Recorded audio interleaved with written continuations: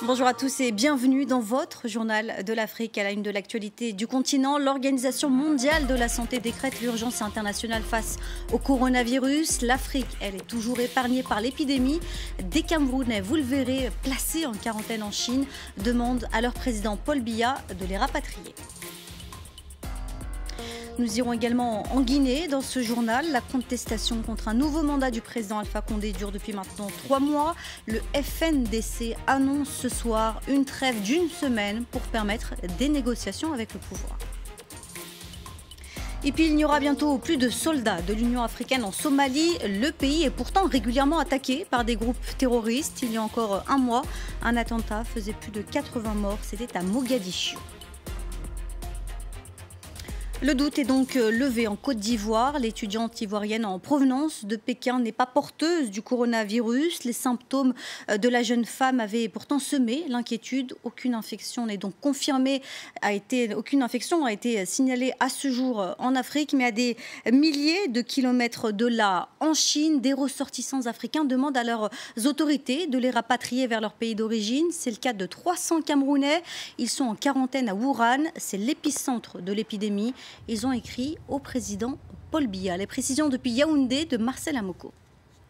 Ce n'est pas encore la panique ici au Cameroun par rapport à cette épidémie de coronavirus, mais cette lettre adressée au président Paul Biya par quelques 300 Camerounais, étudiants et travailleurs résidant dans la province chinoise de Wuhan, épicentre de l'épidémie, ressemble à un véritable cri de détresse de la part de ses auteurs qui se disent abandonnés par leur gouvernement dans cette région, placée en quarantaine depuis le 23 janvier dernier, alors que de nombreux pays occidentaux notamment rapatrient leurs ressortissants. Les auteurs de la lettre rappellent que leurs démarches auprès de la représentation diplomatique du Cameroun en Chine sont restées lettres mortes jusqu'à présent, ce qui les a contraints à saisir directement le chef de l'État camerounais dont ils implorent le soutien matériel et financier. Pas de réaction pour l'instant des autorités camerounaises après ce cri de détresse de leurs ressortissants vivant en Chine, mais le ministre de la Santé a annoncé pour les prochains jours le renforcement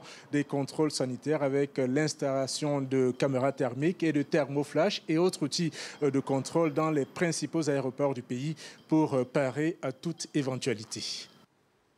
Et nous l'avons appris dans la soirée, la compagnie Royal Air Maroc annonce suspendre tous ses vols avec la Chine. Le Maroc a également annoncé le rapatriement de ses ressortissants présents à Wuhan.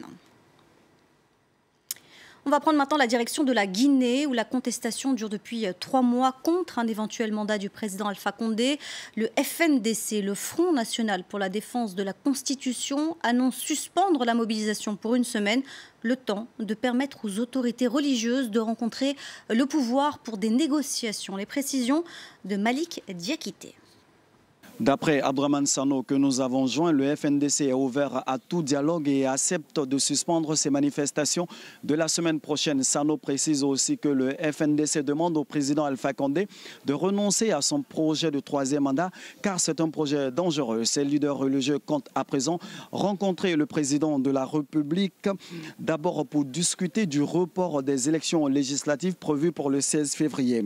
C'est pour l'instant l'objectif de ce dialogue engagé par les religieux du pays afin de permettre aux partis politiques membres du FNDC de participer au scrutin. Pour l'heure, il n'est pas question d'une nouvelle constitution, mais des élections législatives, nous a confié un religieux. Reste à savoir quelle sera la réaction des autorités qui affirment déjà que tout est prêt pour les élections législatives prévues pour le 16 février prochain.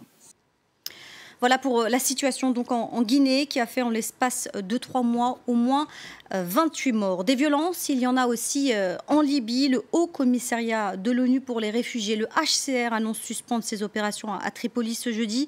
Le terrain étant devenu trop dangereux. En attendant, la diplomatie africaine, elle s'active. Les leaders africains étaient réunis à Brazzaville pour tenter de trouver une solution au conflit libyen. L'Algérie se propose pour accueillir un forum de réconciliation. Et de son côté, l'envoyé spécial des Nations Unies pour la Libye, Rassan Salamé, continue de dénoncer les ingérences militaires dans ce pays. On l'écoute. Il y a des acteurs sans scrupules à l'intérieur et à l'extérieur de la Libye qui hochent cyniquement la tête envers les efforts de promotion de la paix et affirment pieusement leur soutien à l'ONU.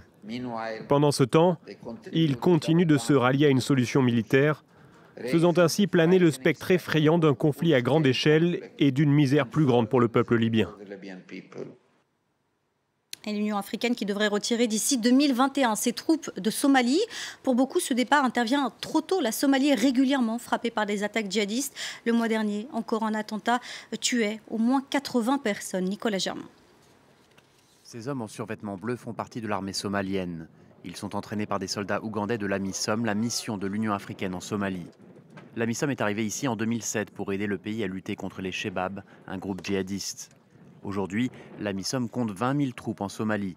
La mission doit en théorie partir l'an prochain, mais les Chebab sont toujours opérationnels et certains pensent que la force africaine devrait rester plus longtemps.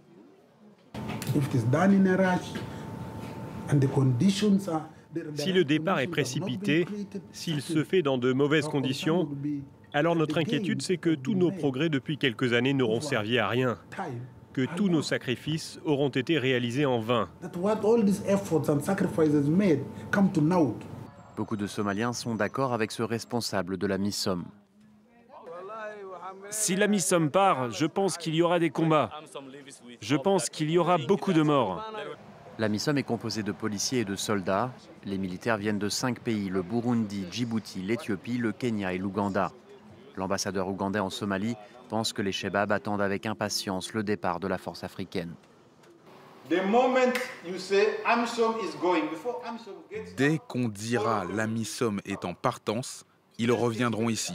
C'est sûr. Vous pouvez construire des murs plus élevés, mais ils connaissent le chemin. Ils viendront par vagues. En 2011, l'AMISOM avait chassé les Chebab de Mogadiscio, mais depuis ils attaquent régulièrement la capitale. Ils l'ont encore fait le mois dernier. L'attentat a coûté la vie à plus de 80 personnes. Et beaucoup ici pensent que l'armée somalienne n'est pas encore prête pour remplacer l'AMISOM. Il est le plus grand producteur de pétrole sur le continent. Le Nigeria veut réduire ses émissions de gaz à effet de serre. Le pays se dit même prêt et déterminé à mettre fin au torchage de gaz. Le torchage de gaz, c'est une technique qui permet de brûler le gaz qui s'échappe des puits de pétrole. C'est un peu technique, on vous l'accorde, mais notre reporter Moïse Gomis vous explique. Dans cette école du delta du Niger, cette institutrice doit crier pour se faire entendre. L'attention des élèves est distraite par un son venant de l'extérieur. Une entreprise exploite du pétrole à moins de 500 mètres de l'école et faute de stockage, le gaz s'échappant du gisement pétrolier est brûlé. La plupart des élèves de cette école tombent malades. Probablement à cause des émissions de gaz venant de là-bas derrière. J'ai l'habitude de les transporter à l'hôpital pour une maladie ou une autre. En 2018, 7 milliards de mètres cubes de gaz ont été brûlés au Nigeria, un volume divisé par 3 depuis 15 ans. Au ministère des Ressources pétrolières, l'objectif est zéro torchage de gaz en 2030. Abuja a lancé un programme national de commercialisation. Le but, exploiter le gaz dans des sites précis au lieu de le brûler. Pour le succès de notre programme de commercialisation, nous devons impliquer les communautés du delta du Niger. C'est une des clauses que nous avons inscrites dans notre appel d'offres. Les investisseurs doivent avoir un plan de développement pour la communauté, prenant en compte le bien-être des habitants. Le Nigeria dispose des premières réserves de gaz en Afrique, alors son gouvernement menace de retirer les licences d'exploitation aux compagnies pétrolières, continuant à brûler le gaz sans autorisation. Cette directive est impopulaire auprès de l'Association nigériane du gaz. Cette organisation fédère des multinationales et des opérateurs locaux. Plusieurs des membres de notre réseau n'ont pas attendu le gouvernement pour réduire le torchage de gaz.